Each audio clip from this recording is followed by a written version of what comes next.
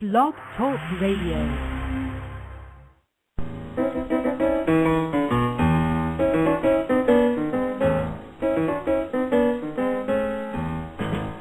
It's the Ed Show, not the Ted Show. It's the sit back, relax in your bed show.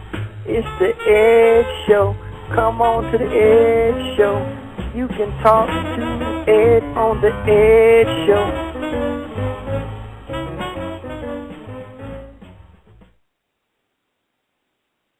Hey, everybody. It's your friend Ed. Ed Miller in Las Vegas. Some of you guys call me the Ed. Capital E, the big D, capital M-I-L-L-E-R. That's my name. There you go. And again on Thursday, like we do every Thursday that's ever happened in the world, is the Ed Show. And we'll tell you about everything you got to know about this time in the summertime and August day number 4 of August in 2011. So, you know, we've been making it for a long time. We're still one of the top comedy shows on the Blog Talk Radio. So that's what happens. I'm just finishing up pooping right now. I'm going to come in the bathroom and let me flush this toilet. Put the lid down and get out of the bathroom so I can start this show. So, but mentioning bathrooms, let me introduce you to my co-host, number 19. What the hell is that supposed to mean? What? You said mentioning bathrooms. Let me introduce my host, your co-host, number 19. Why do you think of me when you think of bathrooms? I don't know. Why? I don't think it's very complimentary. That's all I'm saying. Hey, listen. Don't matter if it's complimentary or you got to pay for it. It don't matter. But what I'm saying is that I came up with 2 inventions I want to talk to you about. Yeah, this will be great. Maybe you can tell me what you think about it, and maybe the next time I go to the Invention Convention, which, you know, I go to every year, I can inventionize it and get it like on the market and make some money. All right, yeah, that'll be good. Yeah, go ahead. All right, well, the first one is, see, you got a remote control for your television? Yes. Me too.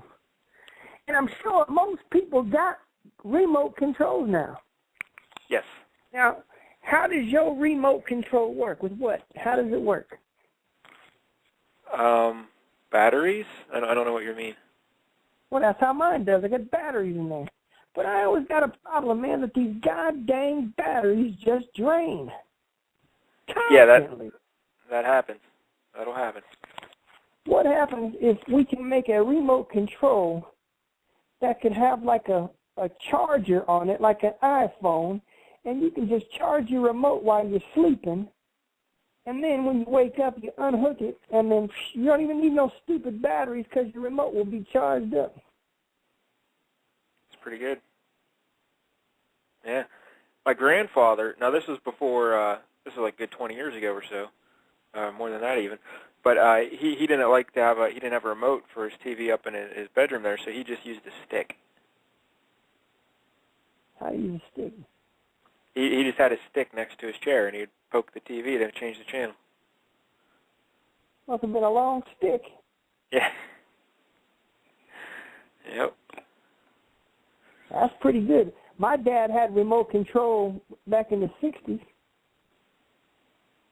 Oh, he just told his wife to get up and change the channel? Is that what you're going to say?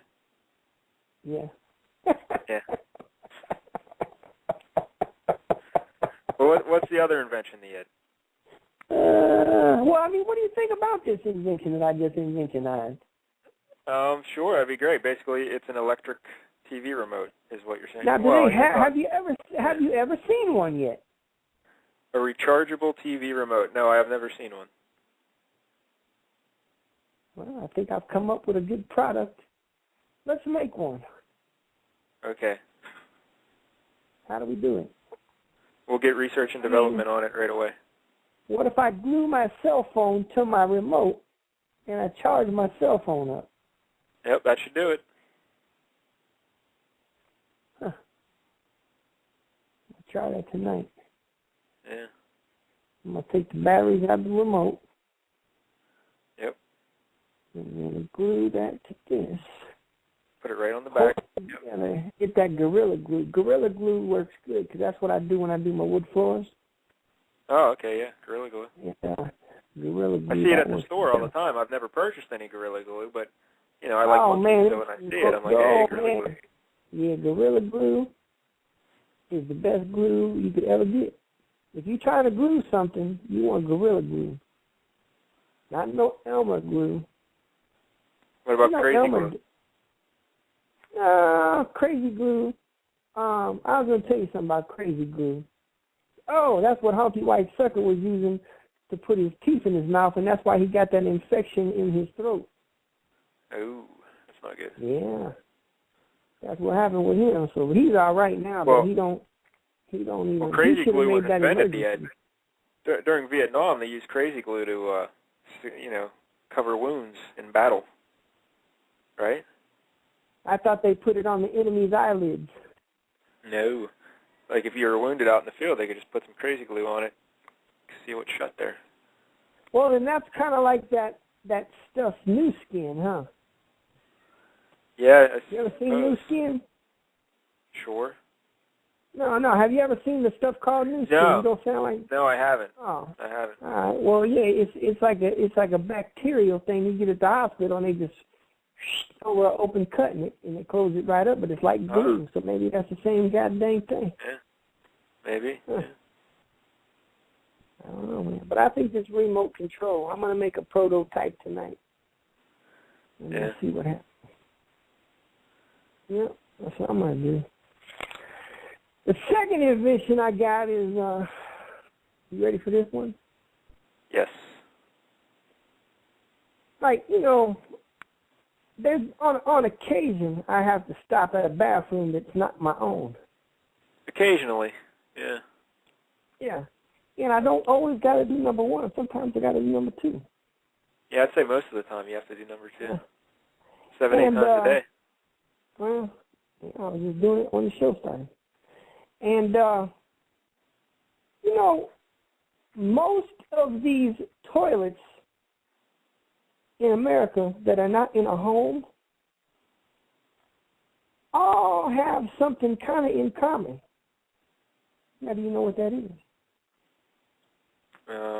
Herpes? No. You can't get herpes from no toilet. Oh, sorry, yeah, I don't know. I'm not a doctor. How do I know? All right, the toilet seats are all shaped like the Colts helmet, like the Colt, Oh, like okay. Okay? So maybe even like a little Chicago Bears kind of C as well. You can look at it. Yeah, even like the Bears like the C, or the G like the Packers without the hook.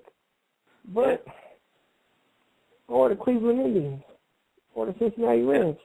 Cincinnati Reds? But what I'm saying, Oregon without like the whole O. Yeah, exactly. But Ohio State too. Oklahoma. Could be the O and the U on Oklahoma. Yeah. But you ever seen those plastic pieces of paper that they tell you to put on a toilet seat? Kind of like they're like tissue paper kind of things, right? Yeah. Now those things stick to your butt, and sometimes it's all messed up. Because one time I put it on and didn't open the hole, and I pooped all in it and got it all everywhere, all over my butt and my back and all that. It was just a mess, man, because the thing didn't open up properly. Okay. Jesus Christ. So that was one of those big messes I had. I don't have them very often, but sometimes I do. But I thought of, what if we make something out of, like, what's the stuff called polyurethane? You ever heard of that word? Yes. Now, I don't know what polyurethane is made out of, but I would say that what you do is you make your own personalized seat cover that when you go to poop in the toilet on the road, is you just slip it on. Because all those seats are pretty much the same. And it would be like a U, and it would be just like a condom for the goddamn toilet seat. Now, you sit on your own thing. You're not touching the toilet. There's no chance to touch the toilet because you are comfortably cushioned by your own personalized seat cover. Then what happens is that when you do that, when you put that on there, that you put the seat cover on, when you sit on it, it's your butt on it. Yes. Then, when you get done, you zip up your pants. Well, you got to wipe your butt first. You wipe yourself off. You stand up. You zip up your pants. You just slip off the little cover that you used. You fold it up and put it in this little handy-dandy carrying case. And you put it back in your wallet or your purse or your duffel bag or your man's satchel, whatever the hell, book bag, whatever. Yeah. You're on your way. Then your briefcase, you can put it right in there. Then when you get home, you throw it in the dirty clothes and you wash it. Because it's going to be washables. Oh, so it'll be washable polyurethane. Yeah. And we can make them in teams, young and the restless kind, whatever, man. They can just be whatever. They ain't got to just be white and blue and red. But because you said personalized. NASCAR. Yeah. You can make them all famous. But that brings up an interesting question, Ed. If you buy one that has a team on it, would you buy the Colts or would you say buy the Steelers? Because you would want to poop on the Steelers but celebrate the Colts. So what would you do, you know? I would buy Steelers. Yeah, because you want the Steelers to see your bum, right? Yeah. Because I'm sitting on them. That would be the whole. That'd be the whole greatest thing. Yeah. Kind of weird though. Why? Well, you'd be supporting the Steelers in a way by giving them money, because I'm sure they'd get a cut of it, you know. Because our slogan, I'd have a thing like says, "Who do you shit on?"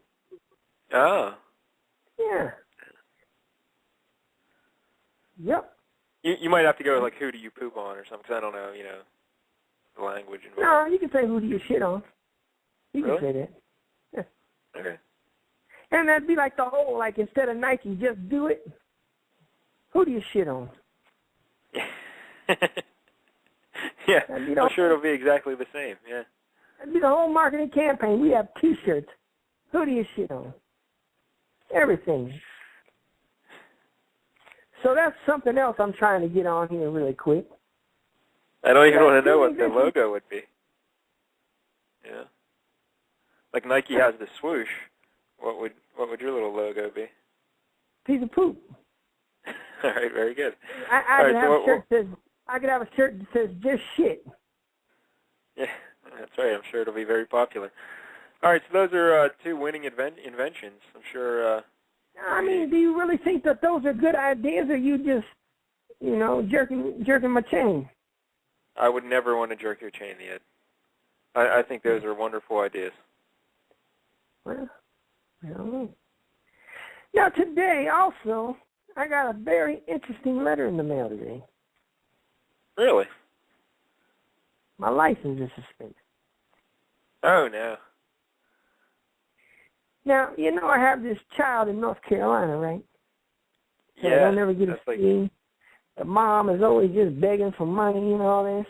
Well, apparently, they say I owe a whole bunch of money in child support, and until I pay it back, my license is suspended. So I got to get my game show child support on the air, man, because I got to be the first contestant. Yeah.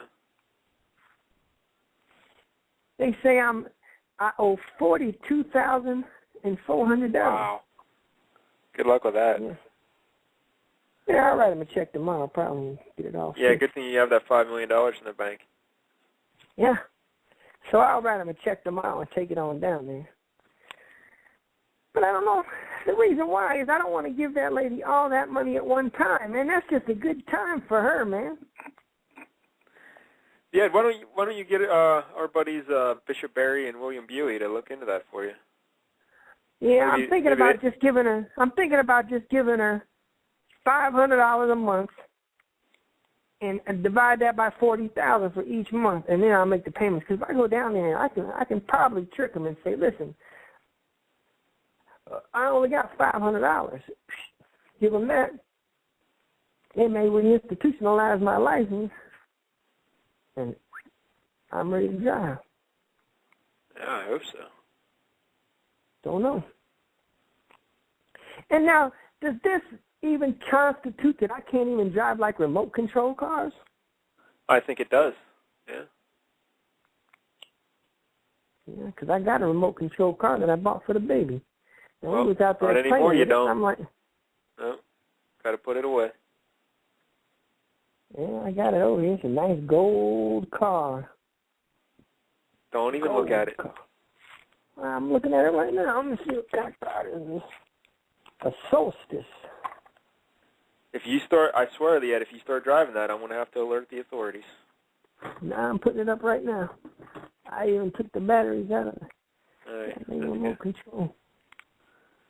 Well, I'm sorry to hear about the license yet, but what else is happening? Any other big news? I remember one time I was about 27 years old. Okay. I'd met a young lady, and she was really fond of me. Find that hard to believe. She was like, oh, Ed, you so strong. That's Oh, not true. Ed, you so cool. Yeah. Oh, Ed, you make me feel like the most beautiful lady in the whole wide world. She would say stuff like that. Mm-hmm. So I found out she died today. Oh, I'm sorry, Ed. Yeah. Yep. She was getting up there, though. Yeah. Isn't she like your age, or what was she? She's 56. She was 56. Yeah. She's getting up there. I mean, for a woman, that's old. For a man, that's not old. For a woman... Usually women tend to live longer than men, Ed. Yeah, but you don't want to see a 56-year-old woman with no clothes on, do you? I don't. All right. Very good. Well, my condolences, Ed. Yeah, she had cancer in her boobies. Hmm. Yeah. She should have just cut them things off, man. Oh, well, you know, this is like a sad topic, Ed. This is supposed to be a feel-good show. You're supposed to be entertaining people, making them feel good. And you're I said at one time when she was in her 20s, she felt real good. Oh, all right. Yeah. Well, But I'm saying better. now, they got a funeralize her and stuff, so. Yeah. Yeah. Get a funeral. Yeah, a friend. See, that Facebook is just like a goddamn venture, because they put the secret message on there for me, and they told me. Mm. You wouldn't believe how many secret messages I get every day from people. Yeah, I wouldn't even care to guess. Like, I got a couple of emails from some listeners. You want to hear what they said on them? Sure. Here's one. Just says, from Joseph. Ed, you are super deluxe stupid. I hate you, and I wish you would just die. That's not good. I know. Well, and it said Joseph on it. I was like, well, Joseph, screw you, buddy. That's all I got to say. And I got another one from a lady named Eileen. I-L-E-E-N, it says. Eileen. And it says, Ed, I've been listening to your show for every season. You are the most intriguing man I have ever wanted to meet, and I hope that someday you will come to Seattle and meet me. I am a young woman with needs to be met. So please meet me. Love, Eileen. She's a young woman with needs. So that was, that was the best of the two emails that I got. Yeah, I would say of the two, if I had to rank them, of those two, Eileen's was definitely better. Yeah, she's from Seattle. So. One of my favorite places. Kurt Cobain. Yeah, I guess she's probably, well, Eileen, if you're listening, why don't you call in and maybe we can hook something up. Yeah, let's make it happen, Eileen. Yeah, if anyone else wants to call in and talk to the Ed, 646-716-7522. 646-716-7522. Hey, the Ed, you want to talk some football? Yeah, I talk football all the time. I'm watching Canadian football right now on the NFL Network. That's right, Canadian football. Now, are you aware? Did you ever watch the? Tell me a city. Yeah, they got 20-yard end zones. Yeah, the end zones are 20 yards deep. The field's a little wider the field as is well. a lot wider, and it's 100 and is it 120 yards or 115 yards? It's 110 playing field, and then the end zones are 20 yards each. So. Yeah, because there's a 55-yard line, right? Yeah, and the goalposts are like up front on the end zones. And are you aware of this rule called a rouge? Oh, you get 1 point? Yeah, you get 1 point if you say you try a field goal and you miss it, but it lands in the end zone, you get a point unless they run it out of the end zone. So you always have to have a guy back there to get it. But if they catch it and they get tackled in the end zone, it's a point. So you got to get it out of there. And I saw some crazy highlights the other day. A game was tied at the end of the game, and they tried a field goal to win it, but they missed it, but it would have been a point anyway. So the other team had to go back there, catch it, and they kicked it out of the end zone to get it out of there, like he just did a drop kick. The other team caught it, kicked it back in the end zone with a drop kick. There's a mad scramble in the end zone. The field goal kicking team recovered it and won the game. What the hell? Yeah, it's lunacy. I don't know. I don't know about that. I don't know. Name a city, and I'll tell you if I know the team's name in CFL. Montreal. Alouettes. Toronto. Argonauts. Winnipeg. Blue Bombers. Calgary. Stampeders. Vancouver. Ooh, Vancouver. Yeah, I don't even know if there is a Vancouver team. I don't think there's a Vancouver. I never heard of that one. Victoriaville? Is that it? Come on, man. You're not even... I don't know. Oh, no, I don't know. Christ, man. The hell do I know about Canadian football? I just found out about the Rouge the other day. You're watching it. Hey, who are some of the best? Saskatchewan Rough Riders. Yeah, Saskatchewan Rough Riders. That's right. There's two Rough Riders, right? Yeah, the Ottawa Rough Riders. Somebody else Rough Rider, too. Yeah, it's odd that they have two Rough Riders. Now, let's name some of the best players to ever play Canadian football and then play in the NFL. You had the Warren Moon, right? Warren Moon and Doug Flutie were probably the two best ever. And yeah, then, Doug Flutie, superstar. Joey T. Joey Theismann was up there, right? Wasn't he? Yeah, he was in WFL. You sure he wasn't Canadian? No, he didn't play Canadian. No, he played World Football League. Then Tom Cousineau, Cleveland Brown linebacker, he was real good. He was one of them high-priced fools that came down, man. Yeah, so. Didn't the Rocket, Raghib Ismail, go up there for a little bit? Yeah, the Rocket went to Montreal, didn't he? Vince Ferragamo did. That's what Vince Ferragamo got all his money when he left the Rams. The Canadian kids was like, oh, man, this Vince Ferragamo's good. They found out quick he wasn't nothing. So that's what happened with him. Now he works at Denny's in Hollywood. He's assistant manager. He's assistant manager. Yeah. I'm looking at Joe Theismann, Canadian Football League. Theismann was selected in the 4th round of the '71 NFL draft by the Miami Dolphins. After prolonged negotiations with the Dolphins, Theismann elected to sign with the Toronto Argonauts of the Canadian Football League for $50,000 per season. Now what's up? Christ. I thought he played WSL. That's Larry Zonka played WSL. Yeah. Theismann quarterbacked the Argonauts to a 10-4 record, led the league's Eastern Conference in passing stats, and won a berth in the Grey Cup Championship. Yeah, how about that? He never talks about that. Yeah, Joe Theismann. All right, well, yeah, it's Canadian football. But, hey, your buddy Randy Moss retired this past week. I know. Yeah, Randy Moss, he's done until the Colts call him up and say, hey, buddy, we need an extra wide receiver. Yeah, you're hoping he'd play for the Colts. Yeah, do you think he's really retired? He supposedly filed his papers, but I don't even know what that means. Yeah. I don't know. Do you know why they have to fill out those papers? No. So that the Hall of Fame committee can get him in that class that they need to be in. Oh. You have to officially retire. Because it's a 5-year waiting period, right? Yeah. Don't you think that's kind of dumb, a 5-year period? Yeah, I don't understand. When you're truly great, they waive those periods, like with Mario Lemieux. Well, yeah, right away, he retired. They said, you're getting in the Hall of Fame right away, 66. Yeah, that's because hockey was needing something to do. And they was real bored. Yeah. So. But then when Lemieux came back to play, he came back to play. He was already in the Hall of Fame, and he played after that. I know. He's a Hall of Famer on the ice.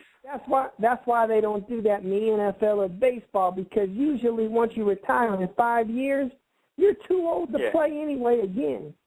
So they just figure. Even though Wilt Chamberlain, when he was like in his late 40s, was trying to come back to the Portland Trailblazers.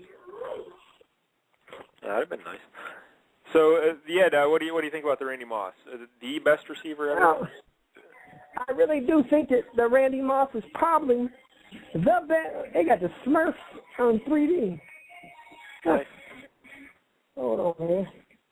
Hey, little baby, are you going to watch this television, or are you going to watch the other television in here? I got to get away from you while I'm doing my show. Talk too fucking much. Okay. No, go on now. Go on. Go on. You got school in a couple of weeks. All right. Look, what were we talking about now? Randy Moss, best receiver ever. You know what? I'm going to tell you something. I'm going to say that he is the best wide receiver of all time. And I got some reasons why. Baby's knocking at the door. Yeah. Well, no, he ran away. He nigger knocking. All right. Do you know why? Why? Well, one of the reasons why is because he was great. Yes, he was. He was great. Now, why do you think he's the greatest of all time? Well, I don't think he's the greatest of all time. I think he's right up there, though. But the problems I have is he wasn't that great over the middle. He wasn't really a blocker of any sort. He took plays off. That's the big one everyone yells about.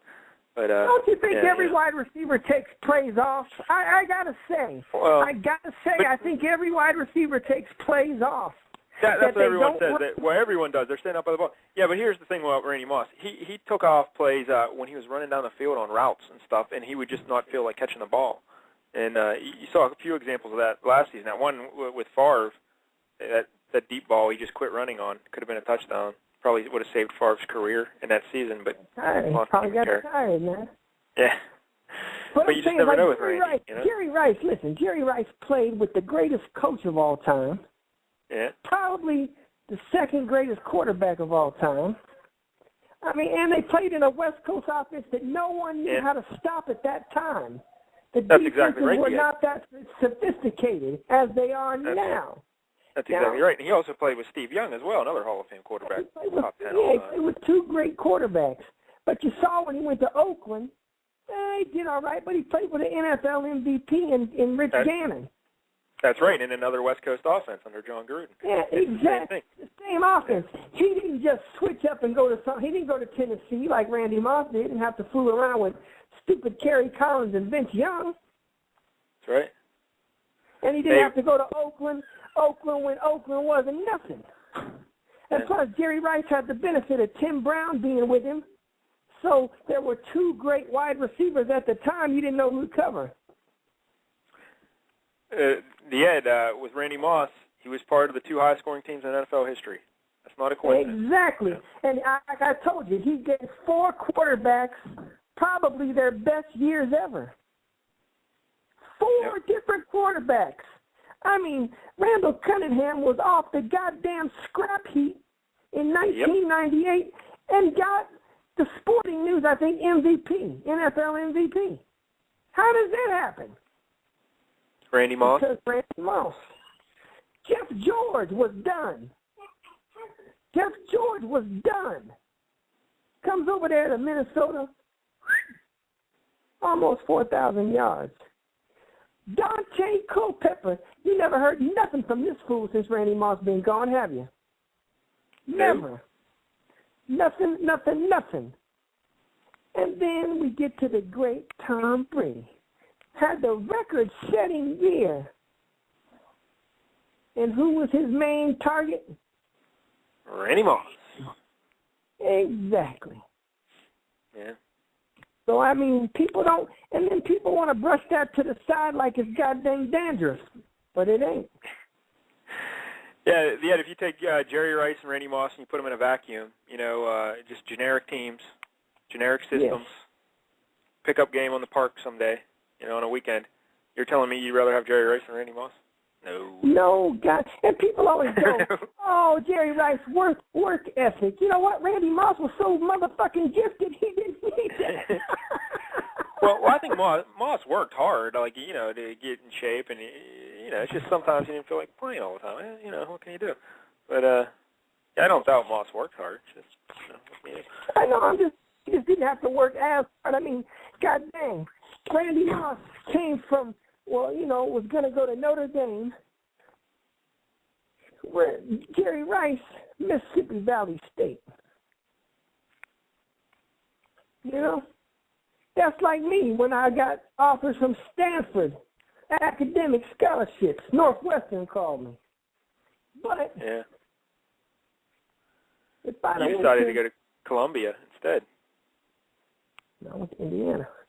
But still, even if I went to Tulane, it would have made a difference. But Jerry Rice,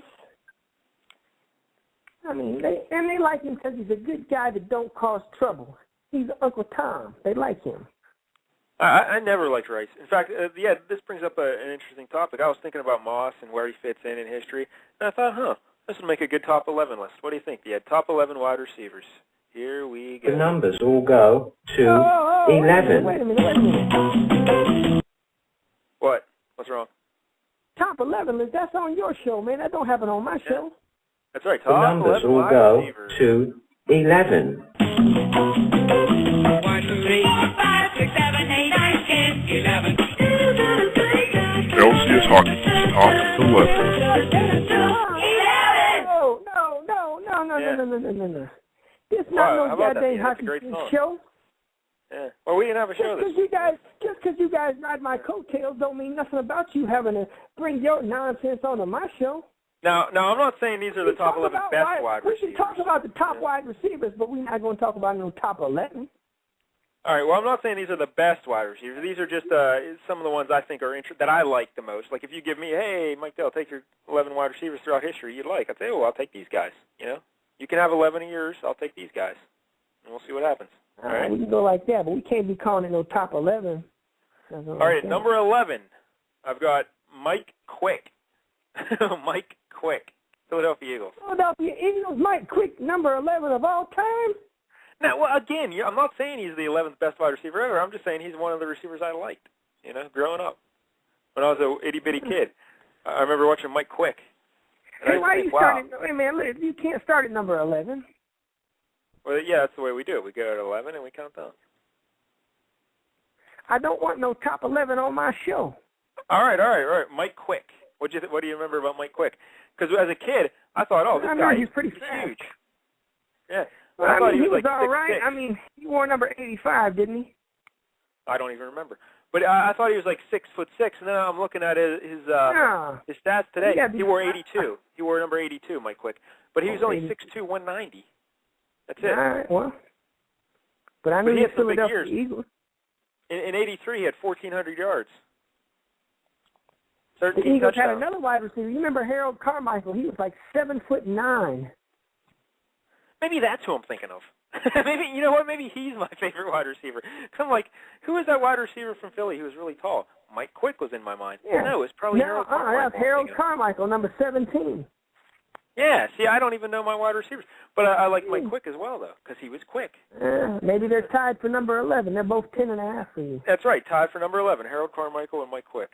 All right, who's number 10? Number 10, Don Maynard, New York Jets. You gotta be kidding me. Don Maynard? It's a white fella. Yeah, that's right. I got a couple white fellas on here. No. Here's what I like about Don Maynard. He's just an interesting guy when you hear him talk. Obviously, he was before my time, but whenever I use like John Madden 98 on the Sega Genesis, I'd like to use the Jets, the 68, 69 Jets there, and I didn't name it to Maynard. That was always my connection. And Maynard, again, tremendous statistical seasons. In 1967, 1,434 yards, 10 touchdowns. He averaged 22.8 yards a catch in 68. How about that? Yeah, but the defenses were not so sophisticated back then. He had 3 straight years with 20 yards per catch. Holy cow, Don Maynard. Yeah. He couldn't do that today. Probably not. No white wide receiver today will average more than 6 yards per catch. Oh, I know. Come on, man. That's not necessary. Yeah. That's honest to God truth. Number 9. Here's a guy you'll like, Cliff Branch. Yeah, I didn't like him either. I thought he was pretty overrated for the Raiders, man. How could you not like Cliffy Branch? Didn't like him. He wore number 21. Yeah, the deep threat for the Raiders. Let's see. In 1976, 1,111 yards, 12 touchdowns, 24.2 yards per catch. 24 yards every time he touched the ball. Yeah, but I don't know. That guy was overrated. Oh, my goodness. All right, number 8. This was my favorite player growing up when I was a little kid here in Pittsburgh. Lynn Swann. Love Lynn Swann. Now, Lynn Swann was good. See, I thought you would have ripped on Lynn Swann. No, he was number 88, man. He was sweet. Yeah. Yeah, he was my my do all favorite. them fancy catches, and he won the first Dancing with the Stars. Oh, I don't think that's true, but Swann had 11 touchdowns twice. Not a lot of big catches back then, because people forget back then. You could hit the receivers the whole way down the field. It was a different league. They didn't throw as much. Yeah, so, but he caught a lot of meaningful games in the playoffs and in the Super Bowl. Caught a lot. Made a lot of big plays. And 19.7 yards per catch there. The Steelers do a lot more in the Super Bowl games because they were usually behind. Oh, there were some good. See, they were involved in some good games there. Yeah, Dallas, they were all right. And the Rams. Yeah. They were over. All right, number 7, the Ed. In the Ed's top 11 favorite wide receivers, because you love all these guys. Oh, here's a guy, another white fellow, the Ed. Lance Allworth. What do you think of him? Yeah, Bambi, number 19. Right. Yeah, Yeah. Lance Allworth, San Diego, Los Angeles, and San Diego Chargers. In 1965, he had 1,602 yards, 14 touchdowns, 23 yards per catch. Averaged 114 yards a game. He's a white fella that's faster than the average black guy. Yeah, he was quick. Damn. Yeah, he was a sweet fella. I mean, if I had to pick a white fella at wide receiver, he'd be the one. But there wouldn't be no more. Well, we got a couple more, I think, on the list. Number 6. Oh, here's one right now. Freddie Biletnikoff, the other Raider wide receiver from the 70s. Oh, that guy used so much stick. That's right. He had stick-em all over his body. Yeah. What do you think of that? Yeah, Freddie Biletnikoff. What did he wear? Did he wear number 85? Freddie Biletnikoff. Let's see what number is that. 14 and 25 he wore. 14 and 25. Oh, did he? He was more famous for 25. Oh, Dave Casper wore 87. Dave Casper wore 87. Yeah, 25 is more popular than that number right there. I still think he may have the greatest catch I've ever seen. It was like just inside the pylon at the front of the end zone against the Miami Dolphins, I believe. And do you remember that? Does that ring any bells yet? He's like right getting his feet in right on the sideline, juggling the ball, and he. I never watched the Raiders. I never cared about the Raiders. Oh, that could be my favorite team, the 76 Raiders. Jesus Christ, sound like Street Dream. Every time Street Dream would come over for like Thanksgiving dinner and stuff, he always want to talk about Raider football. I'm like, son, nice. Take that somewhere else. Yeah, take that somewhere else. Let's see, number 5. Oh, here's a guy you might like, Ed. Now, a lot of people don't like him as an announcer or a commentator on the NFL Network and stuff, but as a receiver, that's right. No, Sterling Sharp. Remember Sterling Sharp? Oh yeah, Sterling Sharp was pretty good, man. Yeah, he broke his neck though. He broke his neck. Yeah, because he started out with Don Majkowski, the Magic Man, was his quarterback there for a while, and they had some big years. He had in '92. He had 108 catches, 1,461 yards, 13 touchdowns. He followed that up in '93, 112 catches, 1,274, 11 touchdowns. And then his final season, 1994, with Brett Favre, 94 catches, 1,119 yards, 18 touchdowns. And then he had to retire because of the neck. I remember when the Brett Favre replaced Don Majkowski when he got hurt, because I remember it was a Sunday morning. I was driving in my car, listening to the radio. I just got me an order of chicken wings. I was on my way home. Yeah, I was driving a red car. Yeah, but Sterling Sharp, he's a big, strong dude, and he's fast, and I liked him. No, it was a burgundy car I was driving, Toyota Tercel. Yeah, burgundy car. All right, number 4, the Ed. Here's a guy I know you liked, and I really don't even remember him too much, but I just like.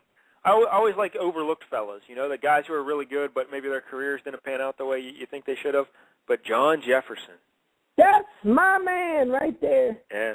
I used to have John Jefferson goggles. I used to wear them. When he came out with them goggles, man, I wore John Jefferson goggles for like 3 years, man, 3 seasons.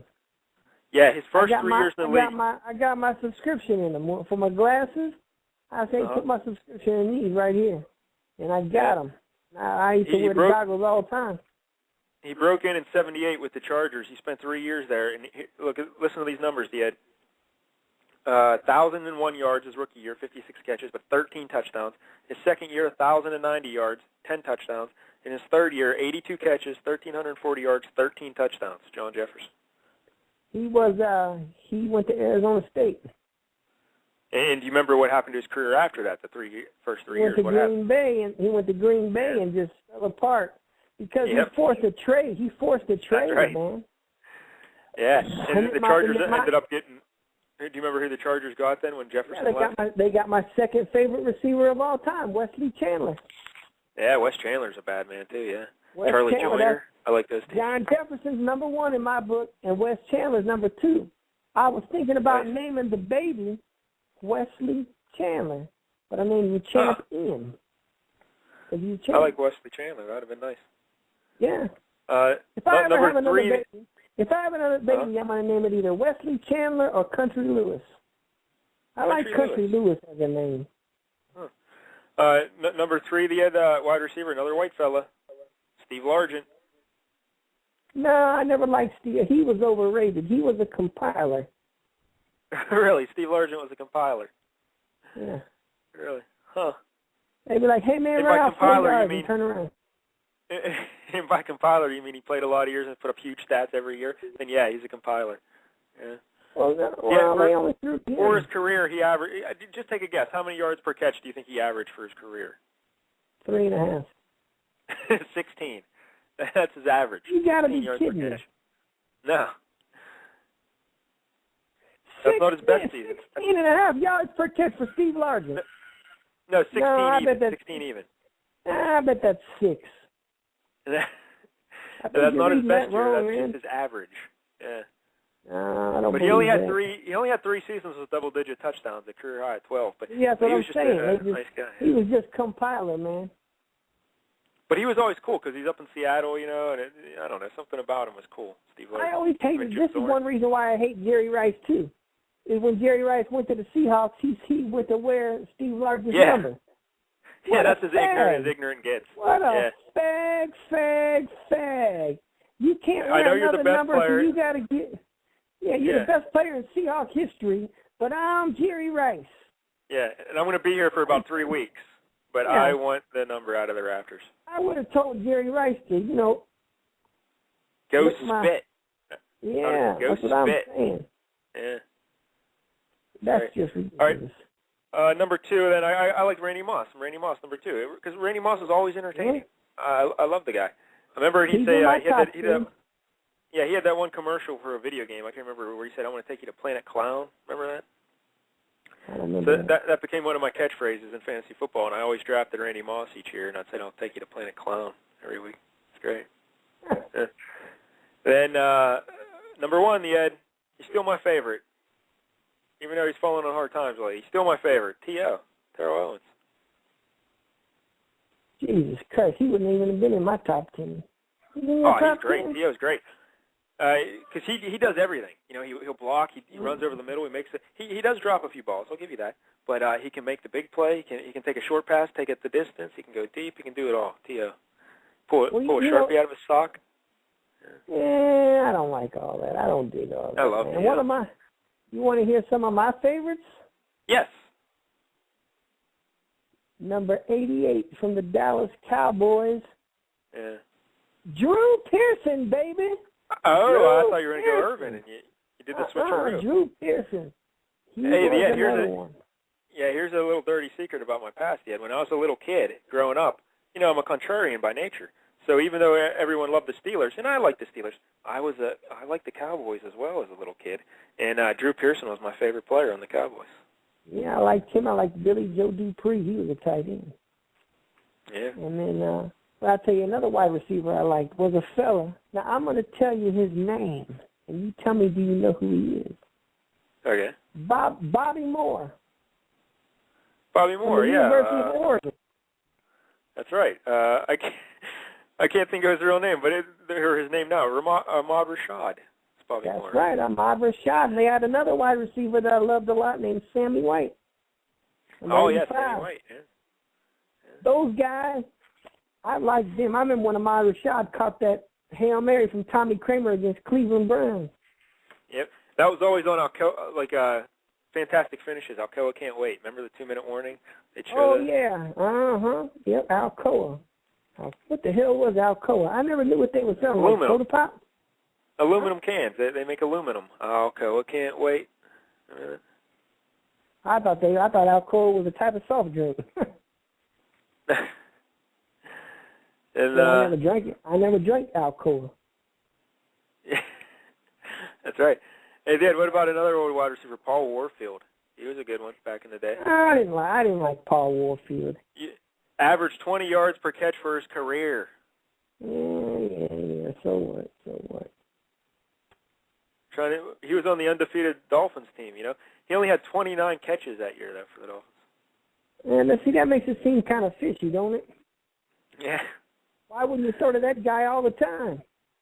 I know, because nothing. Every time he touched the ball, 20 yards. Yeah. Yeah, there must have been. 25.1. I think he must have been getting that in garbage time. He's a big home run hitter, Paul Warfield. Yeah. Who else did? Any other old wide receivers? Oh yeah, I liked a whole bunch of them. I liked Robert Brooks in Green Bay in the '90s. There, Robert Brooks. I didn't like no Green Bays. I liked Irving Fryer. Remember him? Yeah, Irving Fryer was nice. Yeah. And I liked Wick Upchurch. Oh, the Broncos?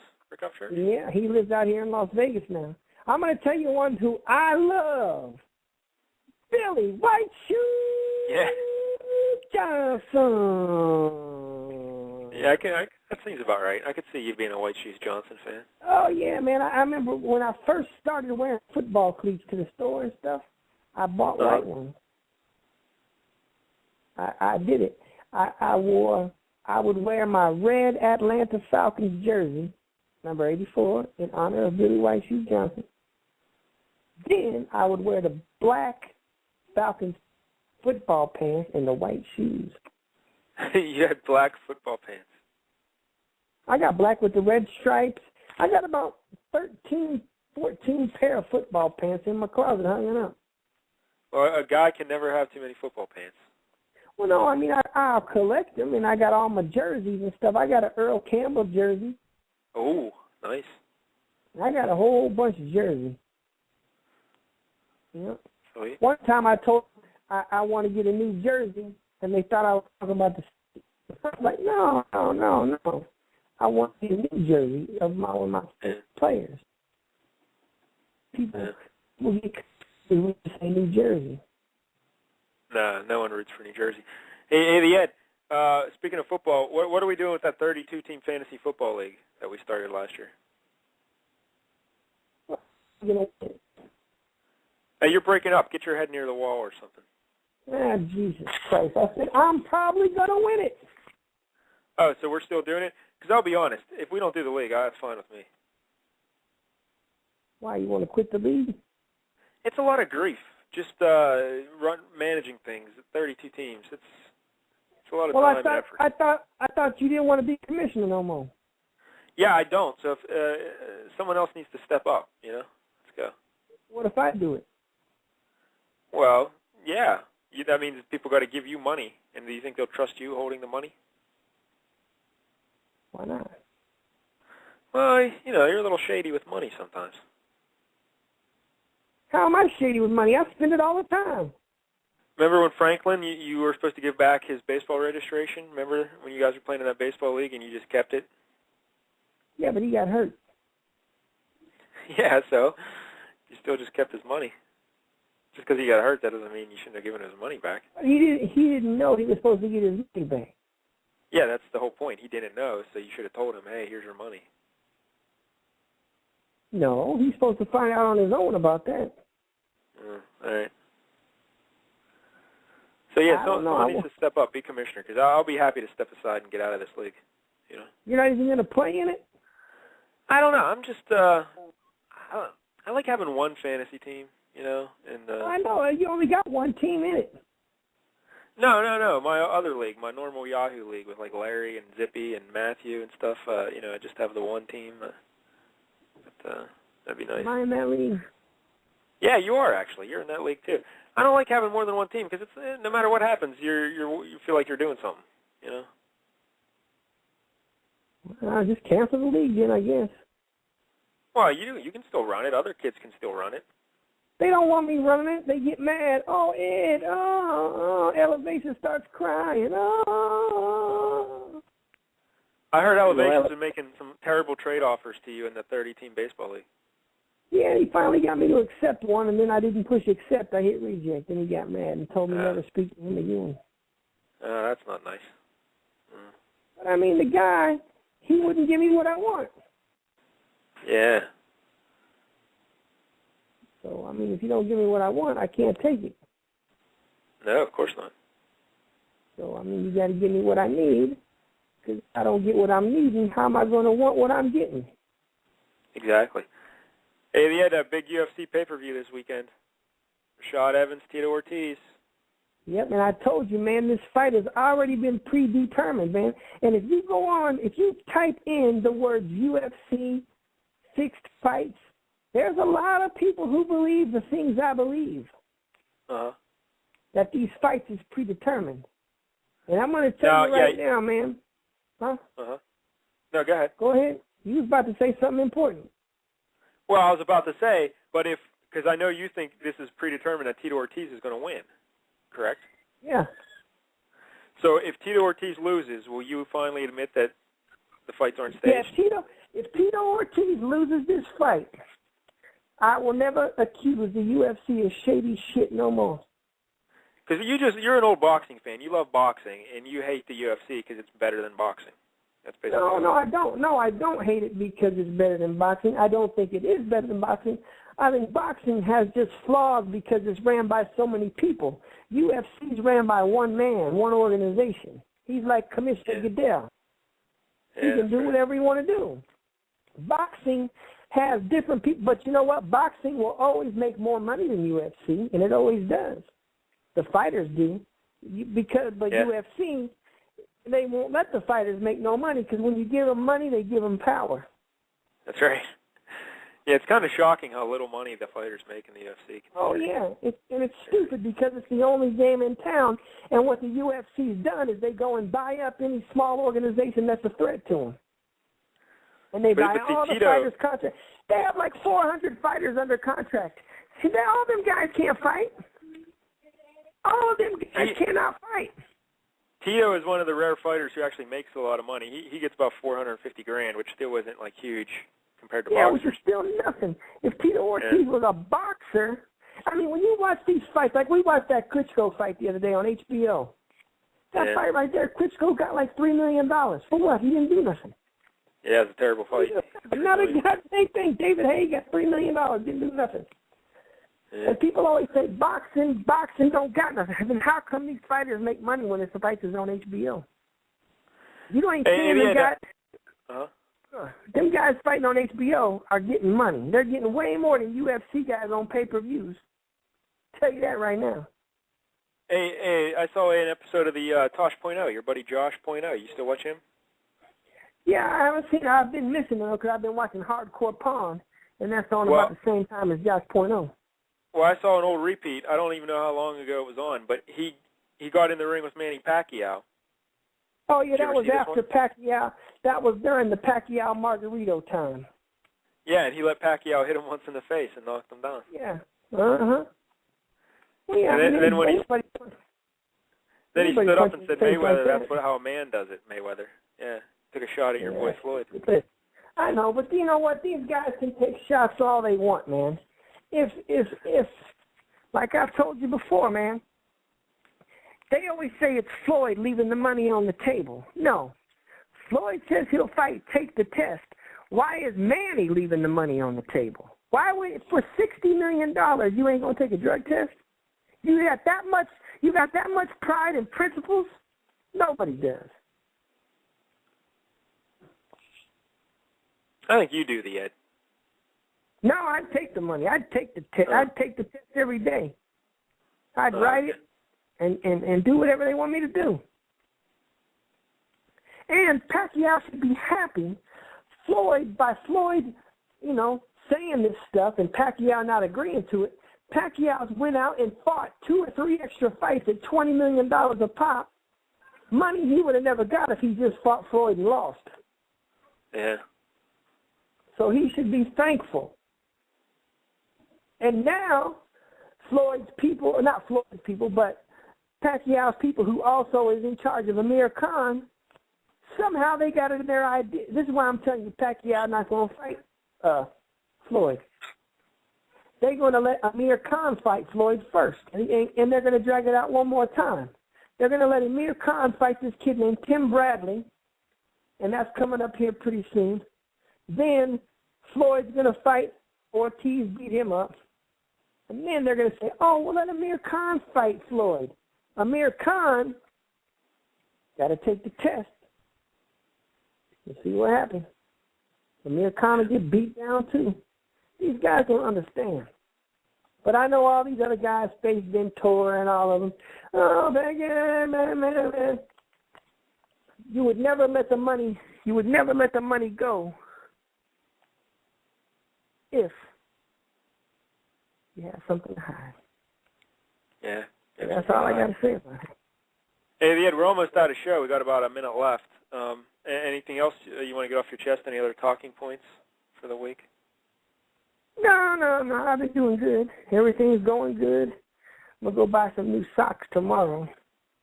Oh, hey, Ed, there's someone on the line who I think wants to talk to you. Let's see. Caller, are you there? 724 area code. I am here. I just, Yeah, what's your name is, caller? Larry. Oh, hey, where you from? Larry, Ed, I just wanted to ask you a question now. Who do you shit on? Me, the Steelers. Oh, okay, good. Mike Dow, who do you shit on? No one. Nobody? No Red Wings? No. No? Is there a Bush family? Is there like a Bush family toilet seat or anything? Yeah, you can make the Bushes. Yeah, I like this toilet thing idea. I'm gonna make mine say I'm gonna get the Dave one. Oh no, the Ed, that's terrible. That'd be good. That'd be real good. That's all. All right, that's all. I just want to know who the Ed shits on. All right, Larry. Thanks, buddy. All right, later. There he goes, Larry. Who's that? Who's that? That was Larry. That was your buddy Larry. Larry. Oh, the Hockey Kid. Kid show? I didn't even recognize his voice. Yeah. He co-hosted my show one time when you were sick. Yeah, a couple times. He's probably going to do it next week, maybe. We'll just keep alternating. Yeah, probably. He probably will. Yeah. All right, well, don't let him talk bad about you. Now it's time to say goodbye to Ed and all his friends. They would like to thank you folks for kindly dropping in. You're all invited back next week to listen to my show. So get yourself a couple paychecks and go and buy a hoe. Y'all come back now. You hear? Kareem Abdul-Jabbar, get your hands out my cookie jar. Ain't play golf and hit par, too tall to ride in a car. Kareem Abdul-Jabbar, Kareem Abdul-Jabbar, Kareem Abdul-Jabbar, Kareem Abdul-Jabbar.